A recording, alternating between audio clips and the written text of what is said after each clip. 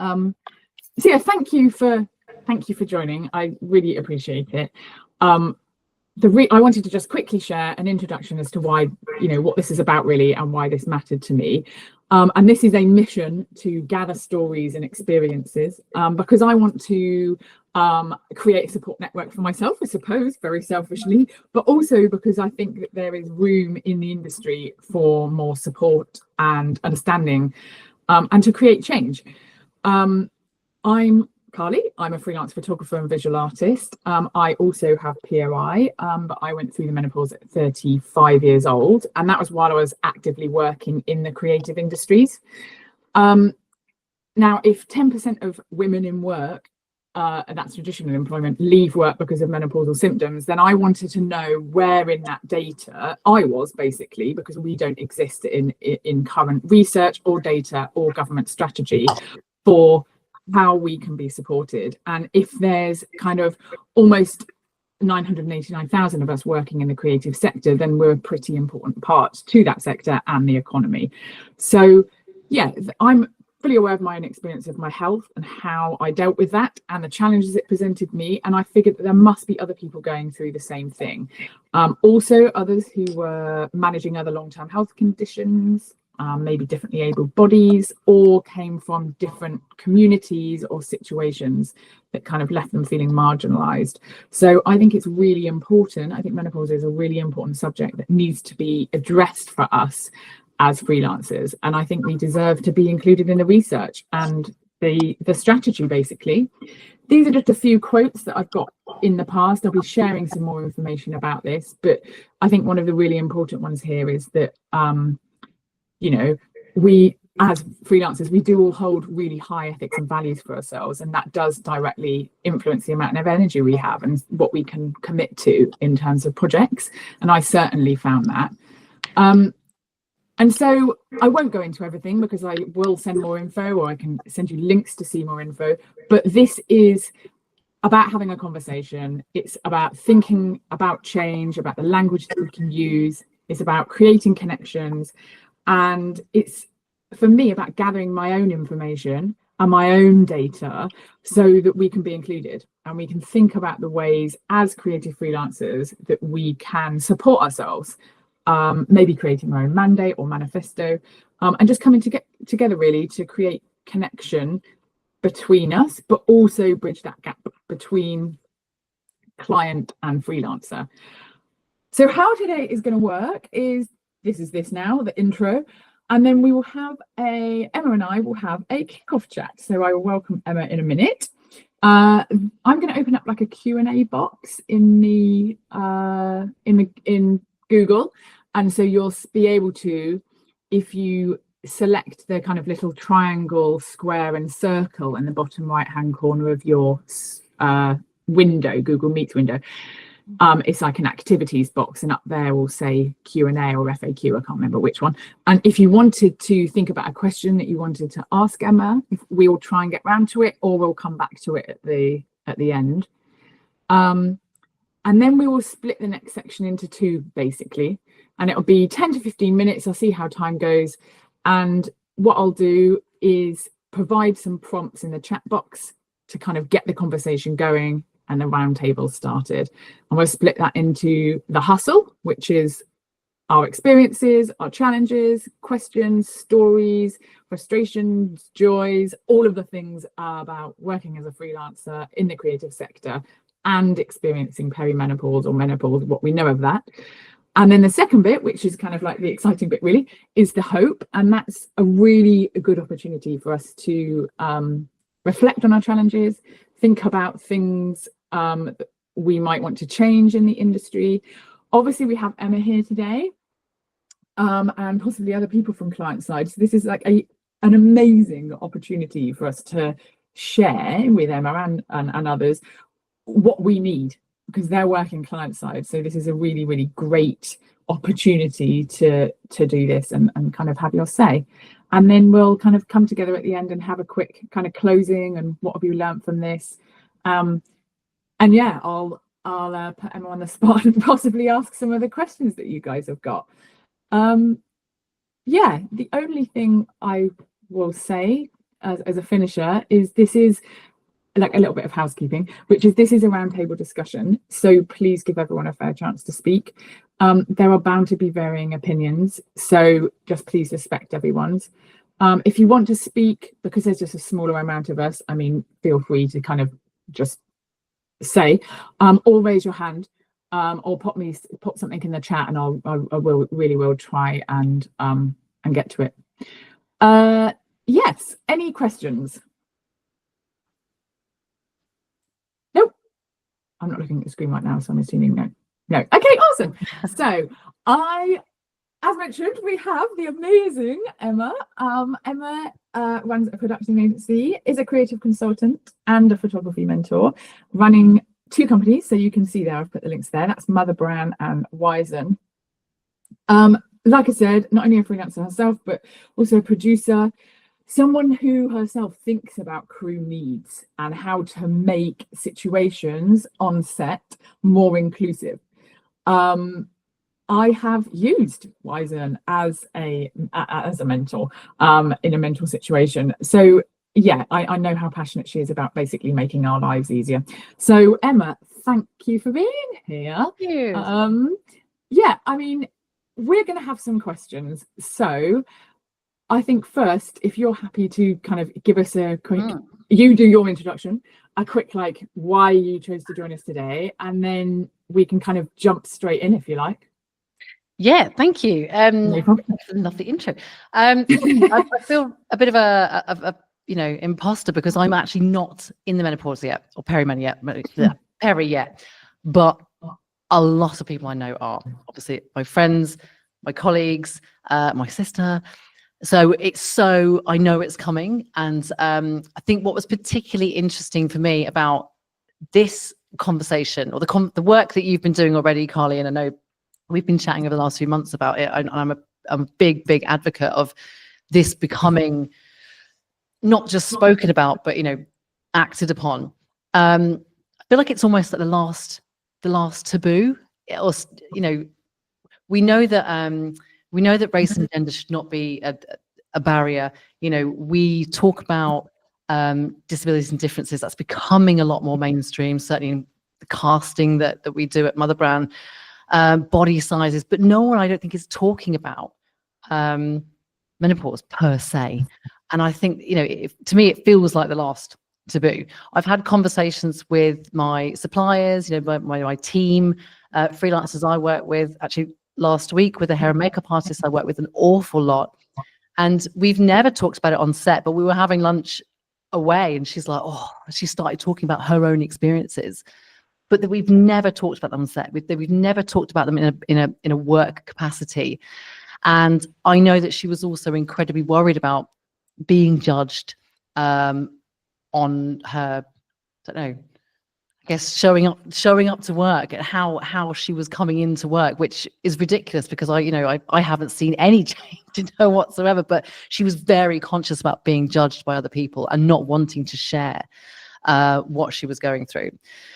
And I guess I'm just incredibly conscious. We work so hard to be inclusive employers, and it's so lovely, Lou, that you're here as well. If you've introduced yourself, but Lou from Lulu Productions, we all work incredibly hard to make sure our spaces are inclusive across the board. I think the last statistic I saw about disabilities and differences was something like only 2% of the creative industry actually identify as disabled. And that's shocking. I think it's absolutely shocking. You have 98% of able-bodied people in this space, or people who don't want to verbally put their hand up and identify as disabled. So because of fear of prejudice potentially. So we know things are moving in that direction, but I just think there's a lot of work to do. How do we make our spaces more inclusive for everybody? And I genuinely don't know how to do that. I don't, and that's why you're here. Which is exactly why when you said, do you want to have a discussion? I was like, yes, I do. Yeah, because I'm not going through this at the moment myself. I have anecdotal, experiences of many friends who are on HRT, people who've had horrific experiences, and others who are kind of sailing through this without really much disruption, which is incredible. I don't know what the answers are. So I'm not here today to bring answers, unfortunately. I'm here to listen and to learn and to try and move towards potentially how we can find solutions to to support each other on this journey, basically. Awesome. And I think that's great, because I think that's what we need, isn't it? We need to be able to be in an environment where we can do that. And by the way, I've just seen someone's posted a question, so it's working. So fantastic. Thank you very much. So yeah. And so actually that leads me on to one of the questions I was going to ask you. And maybe you've already answered it, but in your experience, how aware do you think then clients and industry partners are of the potential impact of menopause on freelancers and how that might be occurring within their industry? I mean, I know that you've just said that potentially not very much, because that's what you're here to learn. But yeah, what in your experience, what do you think of that?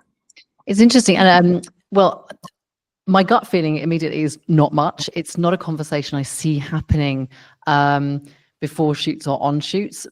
And I actually did a shoot a couple of years ago with an all-female crew on a predominantly all-female set, with a female-led product. And it certainly wasn't really being discussed there either, even though we were dealing with, we had talent in a range of ages up to about 75. No one was talking about their own experiences. So I see it being talked about, but I see it being talked about in the context of commercial sales, if you know what I mean. And I guess this is where I see the conversations happening the most, in terms of trying to sell products to women experiencing menopause and peri. That's maybe I'm being cynical. Maybe I'm not in the sphere yet where I'm being fed things, but I definitely don't feel that conversations are happening in this space. It feels like you said meno washing. Yeah, I thought that was a great phrase, because that's basically where I feel brands are jumping in. We're having a conversation, but are you having the conversation, or are you trying to sell your product in a new way? And maybe I'm very cynical, but I work in advertising, so I'm jaded as. But I don't know. And I'd love to hear other people's experiences of whether they've, what they've had, experience that they've had, and whether conversations are happening around the sphere. Because in my understanding, it's not happening. And actually, that leads me on to my next, because when I discussed with you briefly previously, I was going to ask you, have you seen any impact? Have you seen menopause impact people working in the industry? Have you seen any unique challenges that have come about? And do you know of, or do you believe, I suppose, as like a secondary question, that we as freelancers, compared to those in traditional employment, have more nuanced or different challenges when it comes to the menopause and working in the creative industries? Yeah, I do think, and the freelancer thing was something that really struck a chord with me as being very important. I have noticed bigger businesses, bigger ad agencies bringing in, policies around menopause. I've heard about big agencies doing that, but as freelancers, we are so siloed. So often we are working on our own a lot of the time. We come together executionally. Our work is typically very collaborative. You could be on set with 20, 30, 40, 50, 100 people sometimes, depending on the size of the project. But I feel like the day-to-day work, the prep work, the post-production, it is predominantly done on our own, or in, if you're lucky enough to have a studio or what have you, but it's really not in this huge collaborative space. We're not going to the office with 30, 40 people. And I know that with hybrid working, post-COVID, blah, blah, blah, that's not happening with agencies now either. There is a new way of working, but you still have the support structure of HR. You still have, a head of people. You still have policies, and parts of your package will be sick pay, maternity pay, paternity pay, and now things are coming in for menopause. But beyond that, what do we as freelancers and small business owners have? It very much sits with us, and I think that's exactly why it's incredibly important that we're having this conversation and we're creating support networks for each other. Because I don't know, basically. Yeah, and I think you're right. And should we actually raised a good question, which I think we will naturally come back to in like the next section. But she asked, like, how are we creating a safe space for people to come forward about their experiences? And like, as an institution, as a sector, we can't assume that women are or aren't experiencing that. And that's obviously one of the things, isn't it? Is how do we think about language? How do we create this environment where someone can come forward without directly going up to every single person and going, by the way, are you perimenopausal or are you menopausal? And I think that that's where big brands having mandates or manifestos is great to an extent, because they're making themselves open to it, but actually we are missing from that. So, and actually that brings me on to kind of like my next question, really. If you have any thoughts on it, how do you think the absence of freelancers from government data, research, workplace policy, how do you think that supports or doesn't support systems in our industry? The fact that we are null and void from that, I suppose, really. I mean, in my experience, 100%, it just doesn't. I think we are the missing sector, the missing piece of that puzzle, and it's a vast number. I mean, how many freelancers did you say before? 989,000, and that was 2023. Wow. I mean, to me, that's just absolutely shocking that potentially all those people are just, I've often said that I really believe one of the biggest challenges that we face within the creative industry as freelancers and small business owners is actually isolation. And when you throw something in like this that can be so derailing, everyone's experiences of menopause and peri are very different. I do know that.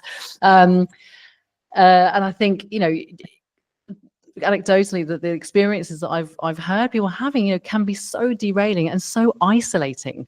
I don't know. I feel like, yeah, absolutely, it's missing from those. Saying for not being part of the government data, if they're taking those statistics and data from established businesses with policies who are able to chart and monitor their own employees and then pass that over, then who is doing that? Who is providing that data for females?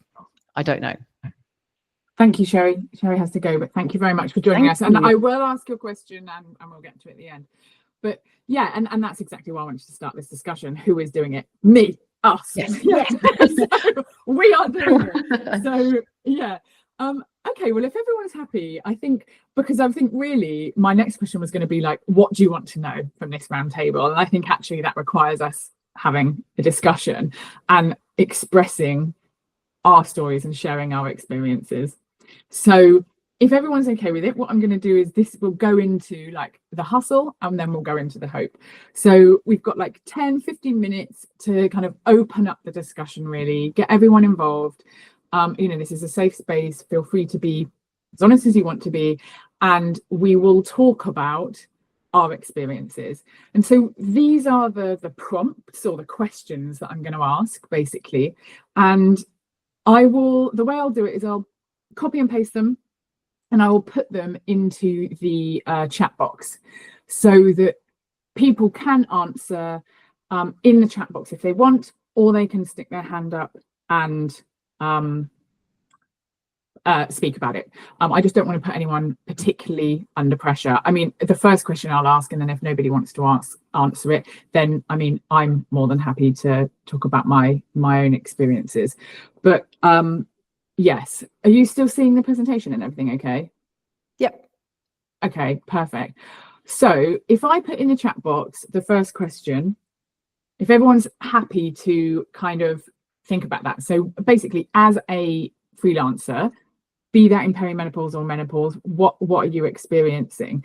If you're not in perimenopause or menopause, maybe you've seen something else, maybe you have thoughts, maybe what are you worried about if you haven't gone through menopause, or what were you worried about when you did? So what are you experiencing as a freelancer, specifically in relation to working as a freelancer in the creative sector? If somebody wants to get us started, then please let me know. If you prefer to put, yeah, okay, great, Stephanie, thank you very much. Go for it. Mute myself. Sorry.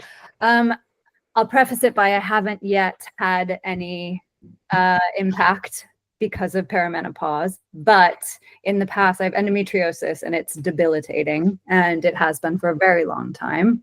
And I've had many jobs where it just happens to fall on the day that I'm getting my period and in debilitating pain. I can barely move or get out of bed. I have to pump myself with drugs and just power through and be on your feet for, 16 hours and be on. And I imagine that it will be similar in just a different way. Maybe it's not pain, but it's the brain fog, but that need to power through and show up and your best self while you're feeling all of the things. Perhaps like I've already been affected by sleepless nights, waking up at 3 a.m. and being up for 2 hours. I imagine if I have to be on set early in the morning and show up in that way, that I wouldn't be able to be my best self. And I can see, and from stories from friends and people that are going through it, the brain fog, the sleepless nights, the sweats, all the things, that having to do that power through and not be able to talk about it, or not have, I don't know, you want to show up as your best. And how do you do that? I also think in working within the patriarchal system we're working in the system where there's already so few women at the top, there's already bias against aging women. How do you're dealing with those biases already and those systems that we're working within, and then you add in, hey, also why not hire me because XYZ, but also there's this. So I anticipate that that's part of the discussion as well, and part of the concerns. I think you voiced that brilliantly, and I think that's exactly that's it. I completely agree, and I think that I've already had to make personal adjustments myself in terms of okay, well, I can't possibly shoot that late night event, and then I cannot take the quantity of work. My menopausal symptoms have meant that I earn less money because I cannot take on jobs like I was. I cannot back events, get up, be prepared and in a space where I'm ready for a brand or a campaign shoot. I just simply can't. I'm not and it drives me mental because I think, I want to, I really, really want to. And I know that when I ran this last time, someone said that just the brain fog around being able to organize projects, there's a lot of project management when you're a freelancer and a lot of different jobs because you're not just employed by one person. And so it's I found that a much slower process, and I felt quite shameful admitting that am I stupid? Have I suddenly lost my ability? Who am I? Where's my boo boo boo gone? Do you know what I mean? So I don't know if anyone else has any thoughts on that. Yeah, Louise. Hi. Just to let everyone know, I am in the full-blown throes of perimenopause and menopause, and I am on HRT, which is an absolute lifesaver, game changer. I fully appreciate not everyone can take it. And my mum had a low-grade breast cancer, so I had to do quite a lot of research into it before I took that plunge. Plus, I had quite a proactive, and I had to be very proactive, talk with my GP, a female health GP, to talk about it, because they don't come forward. If you go to your doctor with symptoms, they're not that kind of, do you know what, babe, you're so and so age and these are the symptoms, and I think maybe you're menopausal. You're not depressed, you're menopausal. That conversation is not yet really coming to the fray from what my experience and other friends' experiences. You have to push for it. And once you do push for it, I then sat on it and I just saw how I was. But going into quite a big shoot in Poland a couple of years ago, I spiraled into just lost my shit in every way, because it was a very intense shoot, dealing with America and TV and stills and everything. And thankfully, the photographer was a female of a similar age to me. She was already down this alley, although she was on Valium. And she said, Lou, please just take a quarter of this. Just pop this little pill because you need it. and I needed to upgrade the prescription on my glasses. My head was insane. And I just had this crazy palpitation, anxiety, all the stuff that you've mentioned, as well as the hot sweats and the waking ups and the really just questioning why can't I think this? Why am I getting so wound up? I know what I'm doing. I'm good at this. Why can't I do it anymore? And why am I getting so stressed and just not behaving like I have done normally? Went back to the UK, called my doctor and said, right, I'm ready for it. Hit me up. And I have to say it's a game changer for anyone who isn't on it and thinking about it. It's seriously every symptom is now just, I'm more reasonable at home. I'm not having to go at my husband so much or the kids, I'm sleeping. As a freelancer, I think we're always anxious generally because we never know what's around the corner. And we are very warrior-like, with having children and stuff and babies and not telling anybody I have babies because I don't want to be dealt with in a derogatory, but not derogatory, that's the wrong word, but don't get them on board because they've got little kids. Well, that's my business. I can still do what I'm doing. But it affects you in every single way you ever thought. But if anyone's thinking about it, HRT, and you can, please do. Well, actually, Monique, you had a question, didn't you? During that, so I don't know if you want. I don't know if it's. Related, no, not a question. No, I just raised my hand. Oh, I think like support.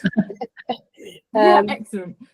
So I think my experience is a little different. So I'm 61 and I've been postmenopausal for many years, but I've still got hot flushes which are controlled by HRT. And actually, to be honest, that is the only thing that's controlled by HRT. So I'm very happy. The previous speaker had reductions in other symptoms. But I think my biggest problem is brain fog. I just cannot remember any names of people, things, anything. Words escape me. Although I'm not originally from England, but I think my English is normally good enough. But I just suddenly words go out of my head, and that's quite annoying, especially because I'm a writer and I interview people quite regularly, and it just makes me feel stupid, I suppose, when they say, oh, what do you call the that thing. And that really drives me mad. And I recently had a conversation with our we now have a special nurse who's specially trained for menopause and stuff like that. And I had a conversation with her about this, and she said, because I read actually that sometimes HRT actually does help with brain fog, but she said, well, you're already on the maximum dose, so can't any up anymore. And I think that's really is what we're, and I'm very, very tired, although I'm sleeping better with HRT, but I'm still very, very tired. I think I've been tired for probably about 15 years now. And I also went very early into the menopause, so that wasn't great. I was 42. And do you think that is there anyone within your circle, either be them freelancers or colleagues or your clients, that you speak to about this, or that you feel you can speak to? Yeah, sometimes friends, but I don't know any other sort of freelancers that I speak to regularly. So friends is the only thing really. Do you feel like you could, if somebody commissioning you to write a piece or do some copy or something, do you feel like going to them and saying, I'm having a particularly bad time with fatigue at the moment or brain fog, can I maybe have the deadline extended, or is there something that we can work on in terms of providing a bit more support? How do you feel like that would go down? Yeah, I've never tried that, to be honest. If I needed to, I'd just faint some other illness, to be honest. I suppose that's maybe I should actually try that. I've never tried that, but maybe she said maybe I should. I just wondered if you and then Karen, you raised your hand. I was just gonna say my experience. So I went through menopause pretty early, due to a health condition, and the biggest thing that I have noticed is my strength. So I started to feel that I'd been run over by a bus after I'd been shooting, and I had to start going. I mean, I've always had a really active life anyway, but I had to actively go and start to do strength and conditioning and take specific actions for to counteract that. And in regard to like what Lou was saying, I feel like I don't at all, like, I feel like you really you just have to have armor on you, and I don't want to give anybody any excuse thinking that I'm up to the job. Particularly, I mean, the area I work in is very, very male dominated, and I kind of feel like I have to be that laser focused on it. And actually, like, because I had an esophagectomy, so my stomach is in my chest, I can't have any, like, I can't eat solid food, particularly when I'm shooting. So I don't mention that either. I take liquid nutrition and just try and keep it under the roof. People go, do you not want any lunch? And I'm like, no, I'm really good with my Huel. It doesn't sit well with me. Like, I just don't mention it. So I feel like probably both the health condition and any sort of difficulty I might be having with getting to one place to another, or the amount of equipment that I've got, I feel like I don't say it. I don't want to give anybody any excuse to think I can't do my job. Yeah, I think that's really profound actually as a freelancer, isn't it? I think that's yeah, go on, Emma. Sorry, you're going to say something? No, I just said yes. Yeah. Everything. I think it's that perceived weakness, isn't it? You don't want it to be held against your perceived as weakness. And I know that I think about a lot of my clients, because when you ask the question about, does anyone, do my clients, is it on their radar? And I was thinking about the kind of my really long-term regular clients, and they're either, too young, if I'm being judgmental and assuming, I think they're probably too young, or, they're men. And I don't know. I think the issue is I'm then judging them by thinking this is not on your radar because you're a man. You have no awareness, which is completely unfair. Because, a lot of those guys will be married and having the same experiences with their wives and mothers and sisters and, other female friends and people. So I wonder, without getting too far, I wonder where men fit into this. But at the minute, they don't. But yeah. But, I wonder if, part of the hope is perhaps not doing men a disservice by writing them off in a kind of feminist way, but how do we engage and educate and empower men to be part of the solution as well? And I don't know, because I know that I've heard, I've heard people say, sort of really judgmental, sexist things, and you just think, did you really just say that in front of me? Are you serious? They're like, oh, it's only a joke. I'm like, well, clearly is clearly something dressed up as a joke that really isn't. And you think, God, if you're still saying things like that about gender, what you're going to write us? I don't know. So I think there is real reason to still feel scared about the prejudice. So you, Karen, I've got a chronic autoimmune disease, and I don't lead with that either. When that is in flare up, I'll just quietly keep nipping to the toilet. Like it's a bowel disease, chronic bowel disease, which is the really glamorous one that you want if you're going to have a disease. There was a raging bum disease, as my sister calls it. And my God, no, I'm not sharing that on set at all. I'm just quietly taking myself off every 5 minutes to the toilet, and in chronic pain, and just powering through it, and it's really hard where you feel you can share and with whom you think you can share and with whom you don't, regular clients, regular photographers that obviously I will tell, and we'll be like, oh, feel like shit, guys, I haven't slept because this is in flare up again. They're a bit like, oh, okay. And they just know not to ask for any details.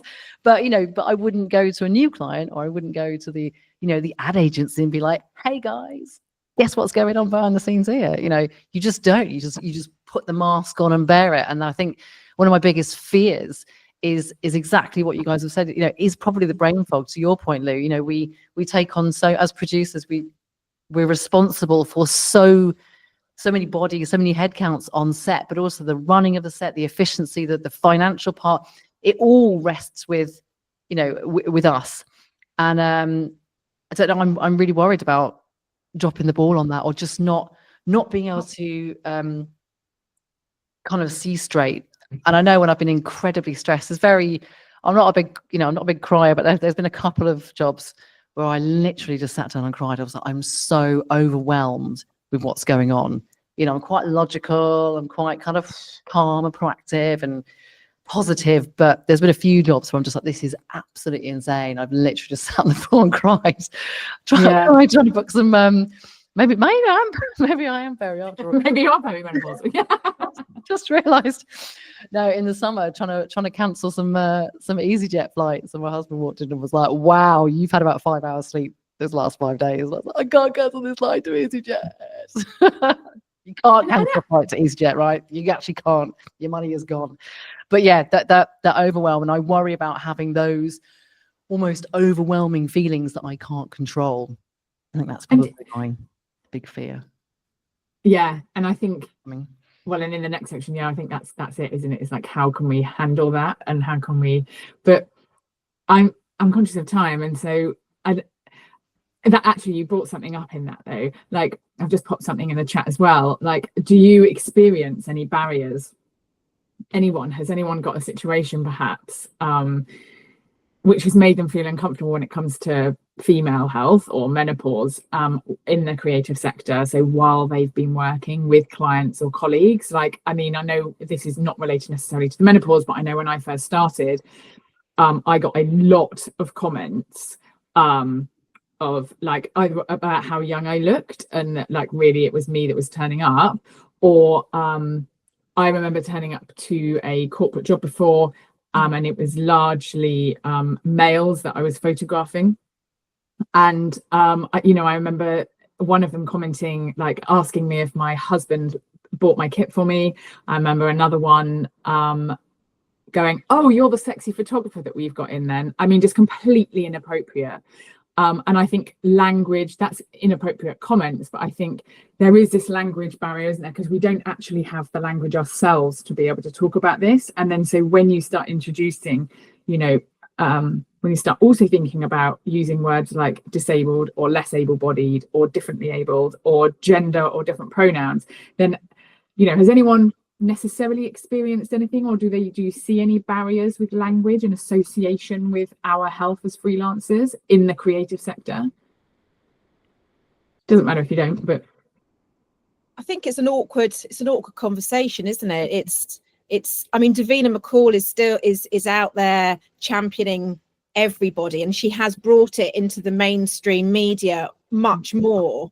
However, sometimes I think on set where you do a lot of, from our point of view, you do an awful lot of prep work behind the scenes, like Emma was saying, and then suddenly you're thrown into this team, some of which and some of which you don't.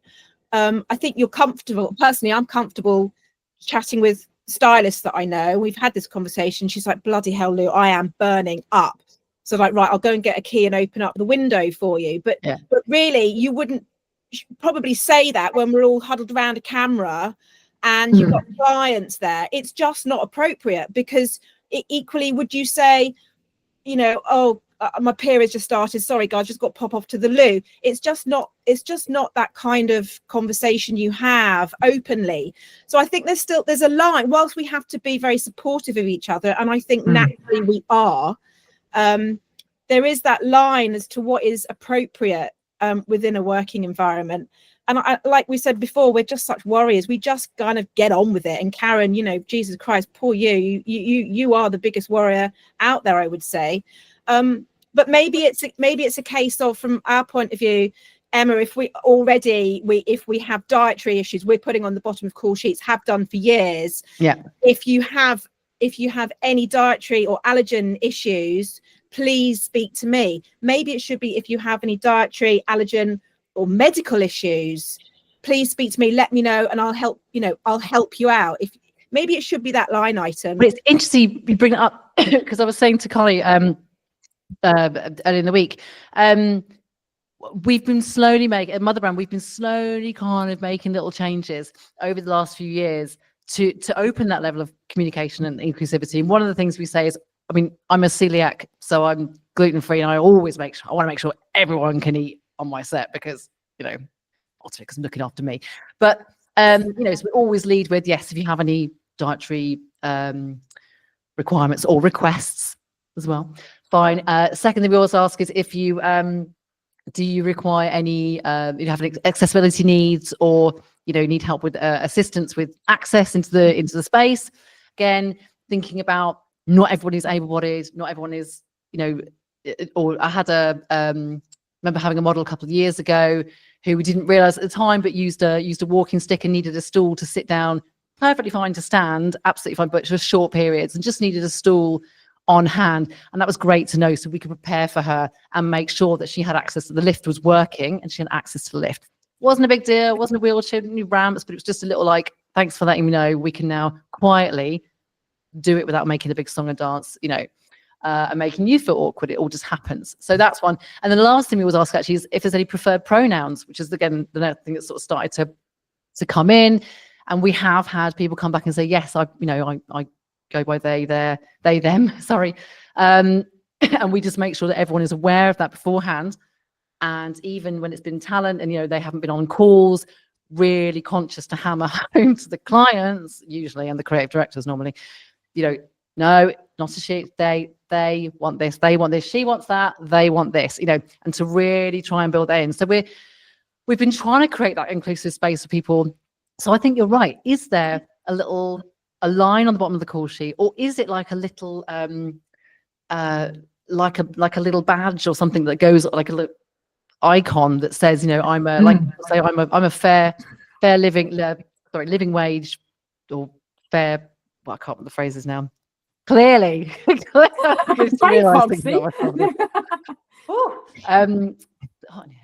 Yeah, I think you're right. those things. I'm a fair, whatever it is, employer. And there's also a disability inclusion employer as well. As a government initiative you can go through that says I am a sort of disability aware employer.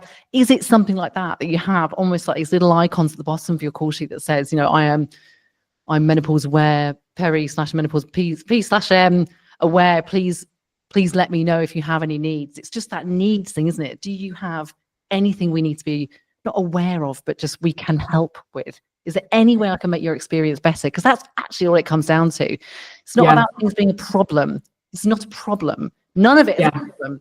We've built ramps for people to get into. It's not a problem. I've measured toilets, so kids with motorized wheelchairs can do 360s and kind of be lifted on. It's not a problem. None of it's a problem. But all we want to do is we're all driving for the same thing, which is making amazing work. Whether that's writing, if you want to, or creating film and photography shoots for us. But it's all about just making sure everyone has a great experience on set. And feels good. I want everyone to leave our set thinking, oh, that was nice. From the snacks, they had vegan snacks and gluten-free snacks or nut-free snacks, brilliant, to I felt welcome and respected and valued and listened to. So I don't know what the answer is, but I wonder how we can do that. Yeah, and I think actually that brings us really nicely onto the next section, which is our hopes as freelancers. I mean, there are so many other different things that we could talk about in terms of like the hustle. I'm very conscious of time, and I'm also conscious about how much there is which to fit in, and like this, this conversation can't possibly, or this meeting can't constantly include everything. But yeah, I mean, how do we want to see these conversations happen? How do we want people in the industry? So this is our opportunity as freelancers to kind of go, okay, actually think about that and reflect on our challenges and what support do we want.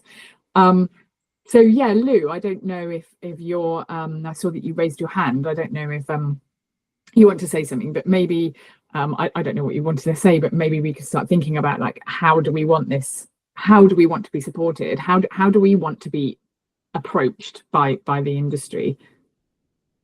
Can you hear me, by the way? Because I got heat. Fine. Okay. Now, I was just going to mention what Emma actually mentioned in the end as well, which is access needs. Like when I work with clients, I mostly work B2C, so business to customer, like direct customer. I always ask them if they have access needs, and I make that really broad. And likewise, I would tell them if I have access needs. So I'm not menopausal or perimenopausal yet. I might be perimenopausal, actually. We are trying to figure it out. But I do have debilitating period pain. So I know that when I'm doing my period and it's not regular, if on the first time on my period, I can't function.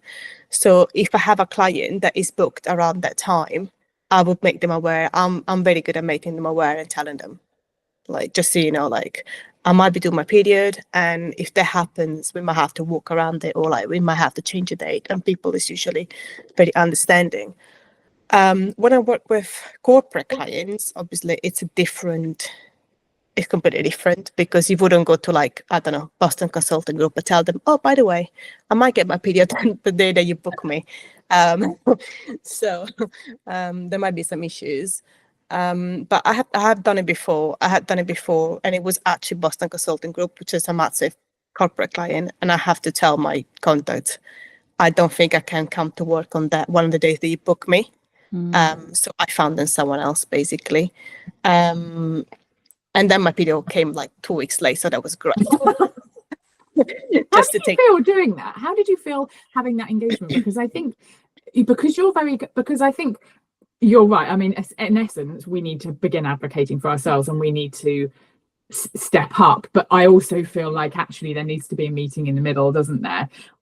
So like it's industry's responsibility to think about us too. So you're obviously very good at that, but at kind of stepping forward for yourself and advocating for yourself. But I don't know, how did that go down, and how do we potentially deal with someone that isn't courageous enough, and we shouldn't have to use that word, but courageous enough to do that? To be fair, the situation was that BCG wasn't my client. There was like a middleman. So I was hired by someone that was hired by them. So I guess it was slightly easier because there was this middleman, which was my contact. So then they just contracted someone else for that one day.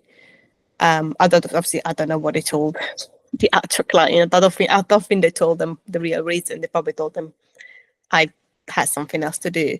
But no, I found it fairly easy, to be honest. I think it's just one of those things, especially because I think as freelancers, we can be accommodating, we should be accommodating with our clients. Like Emma was saying, they make sure that they can cater and they can help for different dietary requirements and disabilities, invisible disability and all sorts. I do think there should be something on the other side that goes the same way. When you ask a client, am I going to be working with anyone that has any access needs, for example? I feel a bit sad that a lot of time the question isn't, the answer isn't, maybe be mindful of this or that person for this reason. By the way, what about you? Do you have any access needs? It just it feels like it's a bit of a given that obviously we are, it's our job to adapt, and we are ready to adapt, and we understand that we need to adapt, and we need to be inclusive, and we need to help other people. But it just feels like it's not reciprocated most of the time, if that makes sense. It's not, it doesn't have an automatic thing. Like, they will make you aware about, these are all the things that you need to be careful about, you need to be aware of, this is all the things that you need to accommodate, etc. But I never actually been asked by a corporate client, for example, by the way, is there anything that we need to be aware in your situation? Because you expect you to be this professional person, professional figure that is just gonna come and do the job and doesn't need anything else, if that makes sense. Yeah. Well, I mean, that's it, isn't it? It's like Karen, you were saying, it's like you don't want to seem lesser or less able. We have to present this this kind of armor, this front of, don't worry, I've got it. And so and this is something, this is why I want these discussions, because it's like, okay, how would I raise that with a client? Actually, I mean, I don't know, Karen, if you have any thoughts about how you might raise it with, or Alison, even kind of how you, if ever you've been in a situation where you've needed to do that, or what you think you would find helpful? So what the hope is for you? I was just thinking, so I've been corporate for the past 6 years. So I was in TV for a long time as a promo producer, and then I went freelance. And I realized, looking back, that time when I was a freelance producer, when I was constantly stressed and anxious and walking into meetings, there were always men around a table. That I look back and I realized that's when perimenopause hit, was when I decided to go freelance after 13 years of being in-house. And I just didn't enjoy it at all. But I didn't realize I was in perimenopause at the time. So the anxiety and the hot flushes and all of that, I didn't put it together. And then I thought, you know what, I just want a full-time job. I just want a 9 to 5. So that's when I pivoted towards, so writing's always something that I've done, but I pivoted so that I'm just a copywriter, and I got a full-time job at a bank. And so I was there for 5 years, and then I quit last year, and now I'm at a law firm. But I am a freelancer, but it's a long-term contract. So it's been back-to-back corporate for now like about 6 years. So a very different experience to what most of my working life was like.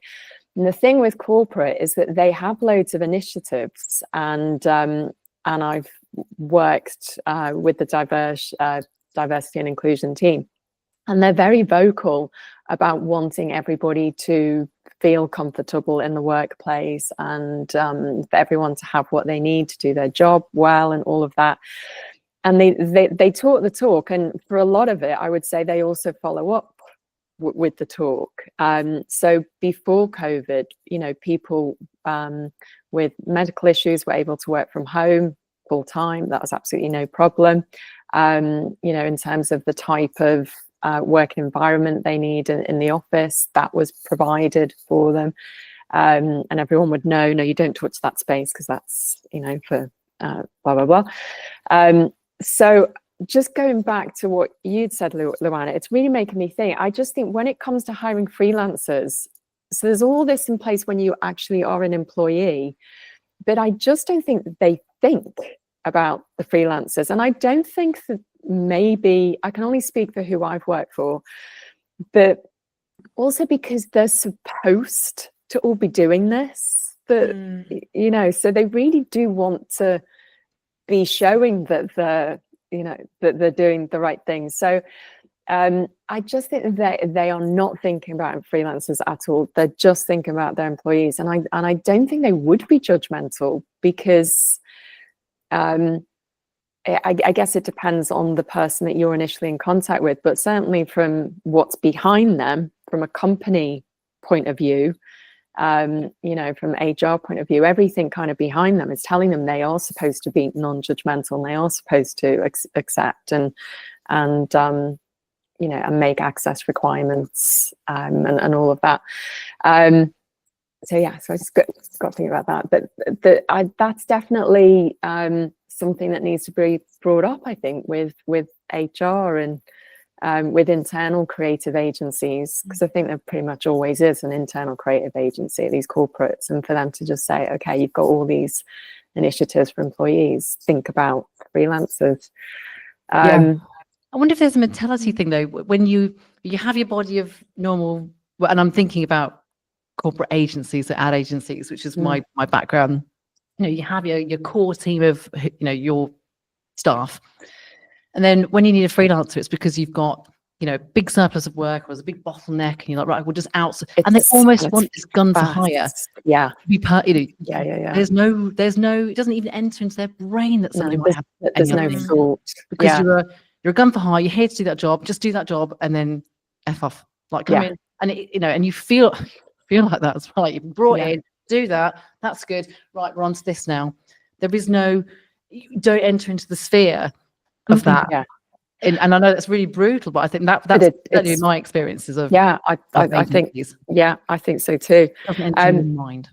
I can also say, just speaking for corporates and being an employee versus being a freelancer, is I did bring up, once I figured out, I'm perimenopausal, that's what's going on with me, then I started doing my reading up and everything. So when my team was in the office space it was kind of cramped. There was no air conditioning in summer. It was highly uncomfortable for me. Nobody else seemed bothered.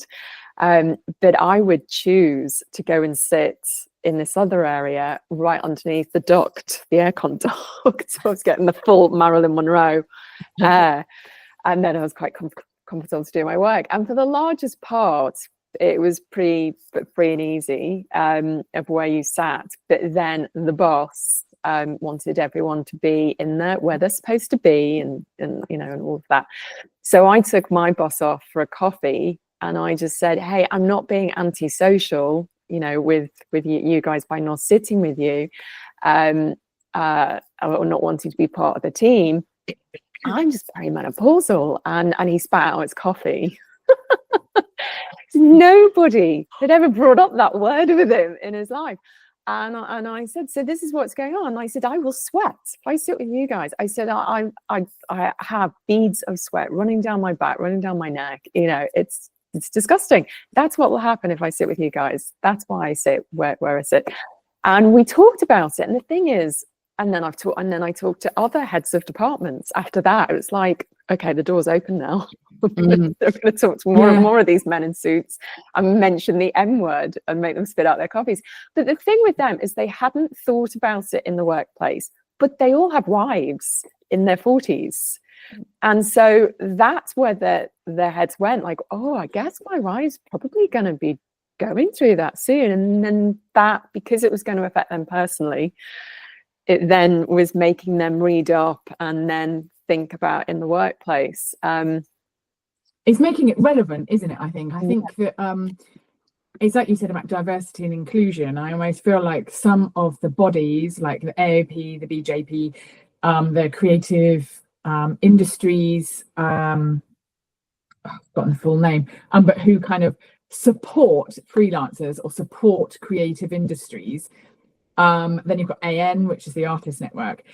They themselves have to have a inclusion and diversity section, which includes menopause, and then it's making, and that comes from government. That comes from the government putting more onus on companies and corporates and brands to not just think about employees, but think about everybody they're employing. So everybody within that sphere that they are, and they're held accountable. Because I was just thinking, why do we get missed? And I think because we're not part of the conversation and we are seen as guns for hire, and there is that culture within the creative industries of just work, fight, like come on, you've got to get the work. But also I think it's maybe because there's no pressure for people, like there's no obligation, whereas brands have to support certain charities and give away a certain amount of their profits. So they do. It's not because they want to necessarily, it's backed by requirement. Do you know what I mean? I hate to be a pessimist, but by the way, is everyone okay for like another 5-10 minutes? Okay, cool. Lou, you raised your hand while Emma was speaking and Alison was speaking, and so I wondered if you wanted to kind of. Yeah, I guess I think that I was wondering as well, like when it comes to company hiring freelancers, if there was more transparency about like health struggles that people might be going through. I think personally I would be concerned of sort of like invisible discrimination. I don't know how else to call it, because obviously we're freelancers. So the same way that sometimes a client that doesn't hire me, they don't hire me because they're like, oh, I found someone that's £100 cheaper, or oh, you're in Cambridge, I found someone in London, they're not going to charge you as much for transport or whatever, so I'm going to hire them. The same way, what would stop them to be like, oh, I'm going to mean it like this person, they mentioned that they're menopausal, or they might have these special need or this dietary requirement, I don't know, but this person is absolutely fine. Oh, actually this person's a man. So they're not going to have any of that issues, so we might as well just hire them and save ourselves some work, some hassle. I wonder if that would be like an issue as well, because I wouldn't be surprised, but that kind of makes me be nervous. Yes, and I think actually that kind of brings us to a good closing, really, is kind of like what what can we do? Like, what have we taken from this? I mean, Emma, actually, I mean, obviously we've shared some experience and we've thoughts about some things. I know I discussed the whole badge thing with you yesterday, didn't I, Emma? And I said, you know, I've designed this little digital badge, and I want freelancers to be able to use it and say, I'm part of this system. In our last meeting, actually, Alison, was it you? You mentioned about setting up like a group which advocated for, which was like an action group. Somebody in that meeting suggested setting up like an action. You've got kind of the wider thing, but setting up an actual action group full of really kind of driven ideas and specific ideas in order to get this on the table. I thought I said I'd help you if you were going to do that. Amazing, you're in. Let's do it. Nicely handballed. Great. Yeah, I want to, like I said in the last one, and I want to this time, like I'm collecting this research because I want to create my own data, and I want to make it into this white paper and send it to industry bodies and the government and go, this is why we need to be included, this is why we need to be listened, this is how important we are, and this is what you can do, and this is how you can help us. And I want to do that in various creative ways. I want to partner with people to support that research. And yeah, maybe it is as simple as asking people to have a line item on their call sheet or consider it. I don't know, is any, in order to like begin to wrap up, I suppose, is there anything anyone has which they're like, actually, yeah, I need this and this would be a great idea? Or Emma or Louise, from your point of view, actually, I could do that.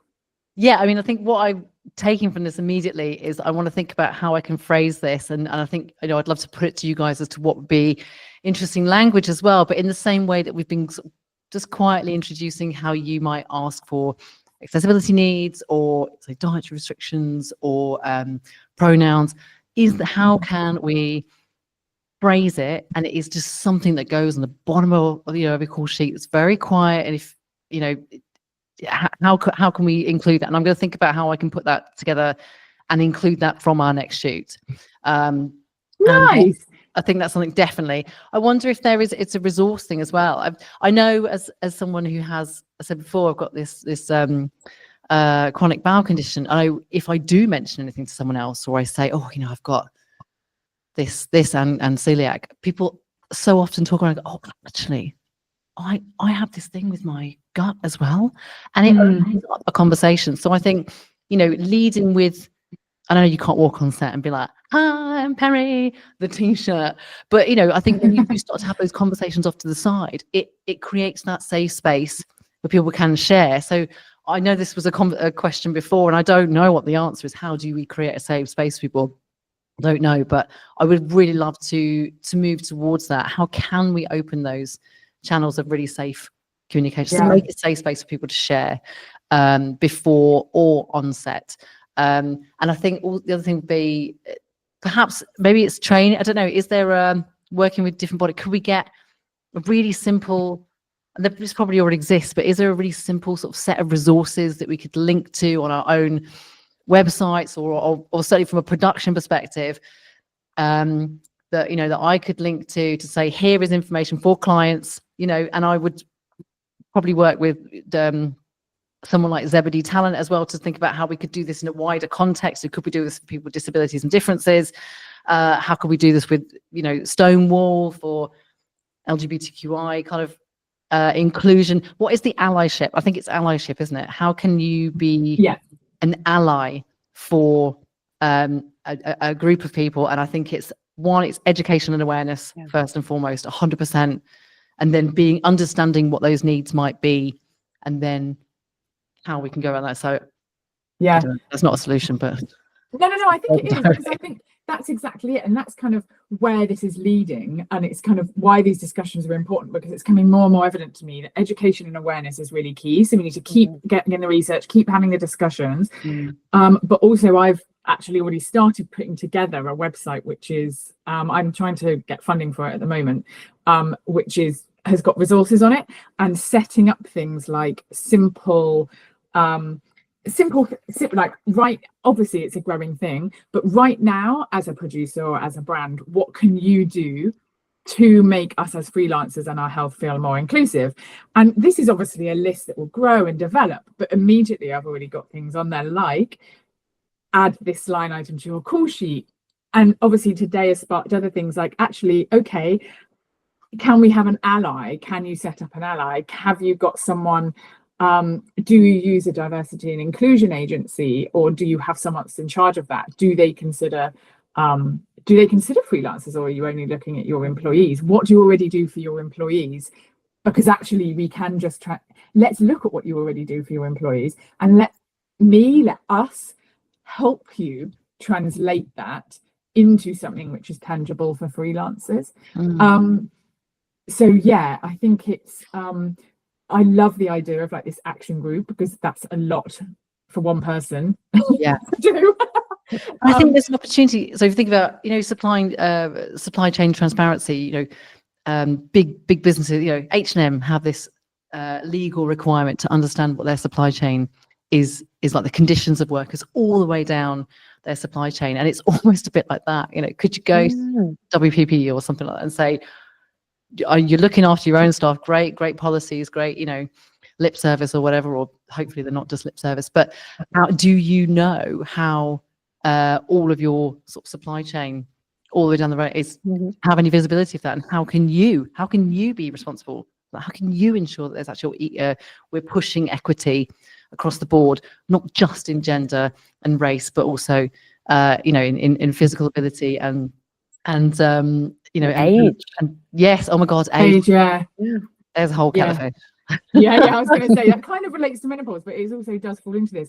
And yeah, I think that would be like a great educational tool. And then going like, I'm going to end up never taking a photograph again. I'm just going to be delivering educational menopause workshops to brands about freelancers. Fine by me, but I mean, yes.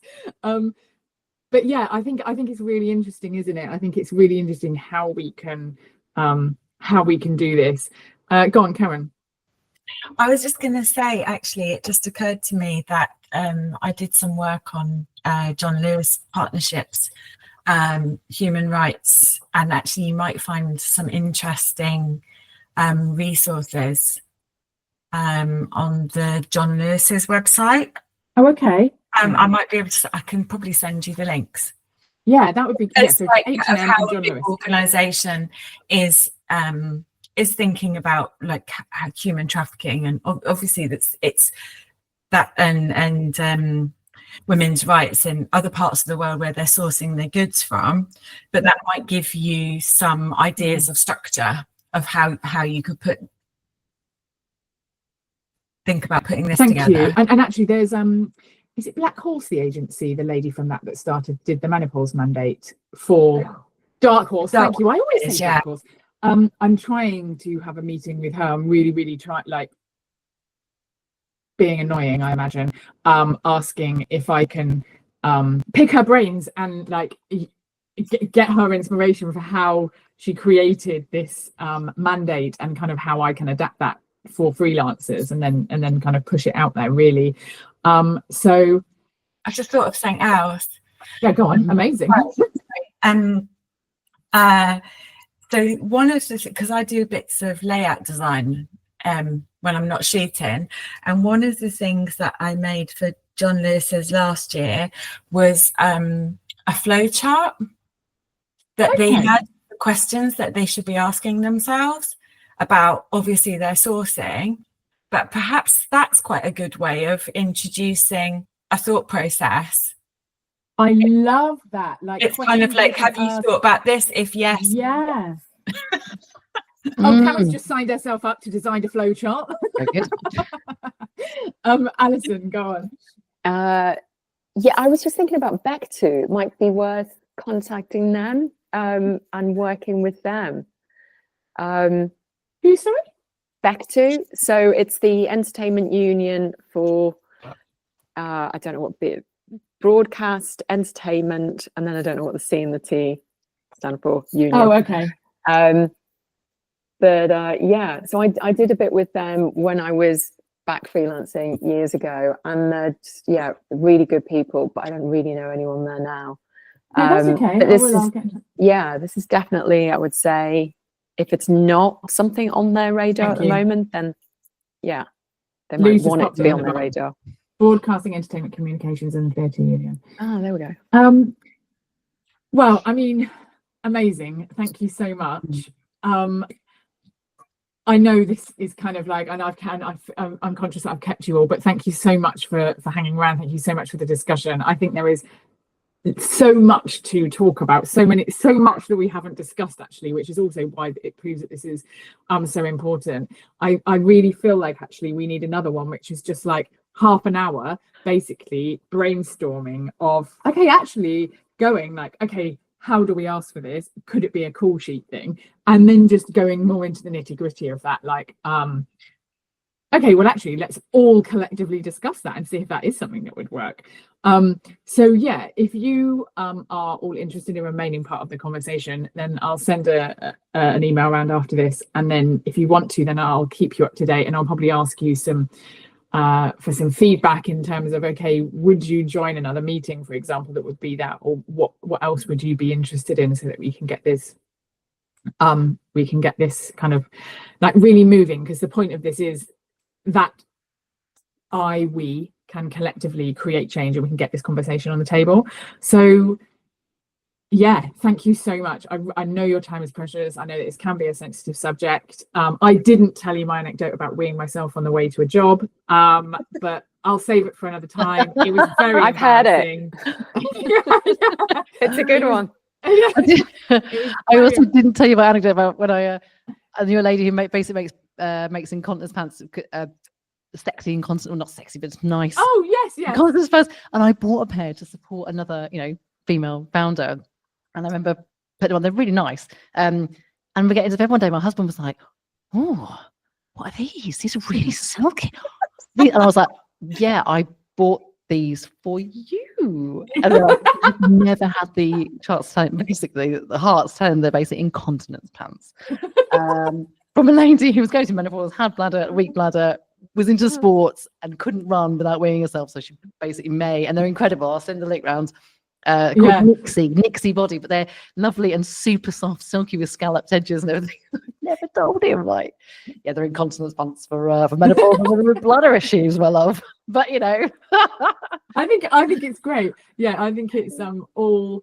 Yeah, I can't even remember how I got around mine, but it's a very, very understanding and slightly shocked person in a restaurant, as I demanded and quite clearly required I had to use their toilet and buy replacement clothes. It's just not the hassle that you need on the way to a freelance job, isn't it? When you're like hiking around kit, you're already tired, you're like really conscious of time, you like want to be on it, and you're basically walking in going, I've got replacement trousers on that don't really fit. I've had to spend money on because I've just weed myself. Like, you need to be going in there like boom, not kind of feeling inadequate. So yeah, it is simple things like that. And Louise and Emma, especially, thank you so much for your time and for sharing your side of things. I hope that you might be part of future conversations. So yeah, I think unless anybody else has anything they particularly want to raise or anything, I think I can just end with an absolutely massive thank you very much. And I will share links to any more information. I've written a couple of articles and everything like that. And yeah, just thank you so much for sharing your time and your like experiences with everyone. Absolute pleasure. Lovely to meet everybody. Thank you for sharing so much. It's been great. Thank you. Have a great day, guys. Thank you so much. Take care. Bye. Thanks, guys. Bye.